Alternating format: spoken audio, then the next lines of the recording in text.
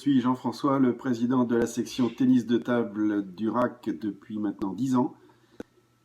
Je suis pongiste depuis l'âge de 7 ans, entraîneur et dirigeant dans un autre club en Picardie dans une vie antérieure. Et je suis sur la ville de Rueil depuis 19 ans maintenant.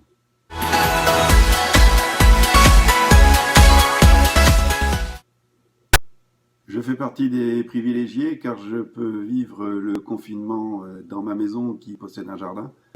Donc c'est quand même plus agréable. Malgré tout, je dois sortir tous les 2 jours pour aller travailler.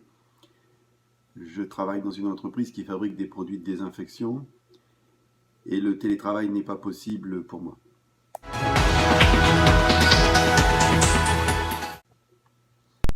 Relativement bien, même si l'ambiance et les actualités sont parfois un peu pesantes. Je partage mon temps entre le bricolage, comme de nombreux Français, et la préparation de la saison prochaine pour le club. Dans les 2 cas, c'est le moment de faire tout ce qu'on n'a pas le temps de faire en temps normal et de profiter du temps qui nous est donné.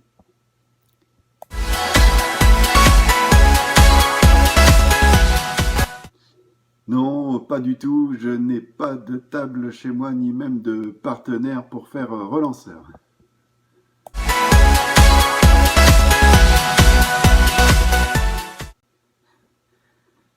Alors pour moi, il n'y a pas beaucoup de changements. J'ai la chance d'avoir une femme qui cuisine non seulement très bien, mais aussi équilibrée. Donc ça ne fait pas vraiment de différence avec l'habitude, mais les difficultés pour s'approvisionner en produits frais notamment se font quand même un petit peu sentir. Il faut s'adapter et cuisiner ce que l'on trouve, tout en restant le plus varié possible.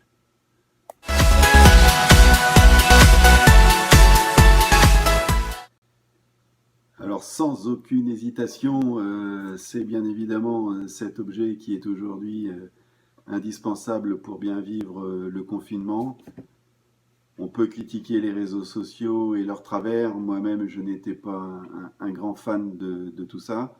Mais il faut bien reconnaître qu'aujourd'hui, dans la situation où nous nous trouvons, c'est quand même le meilleur moyen de garder le contact entre nous, entre les gens de la famille, des associations et des amis.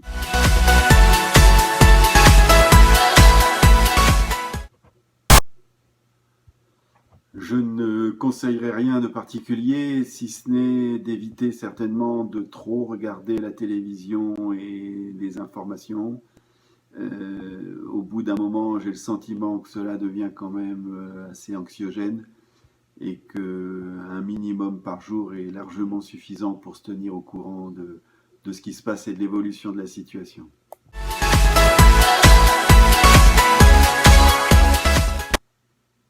La première chose que je ferai à la fin du confinement, c'est d'aller voir ma fille et le reste de la famille. Les moyens technologiques nous permettent de garder le contact, mais c'est quand même mieux de se voir en vrai. Et puis la seconde, probablement, d'aller faire quelques matchs avec mes copains dès que la salle sera réouverte.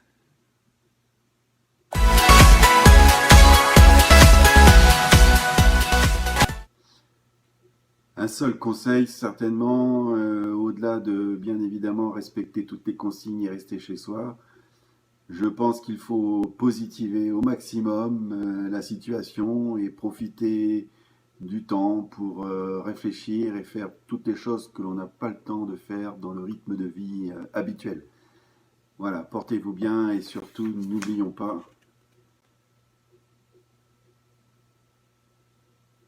et à bientôt.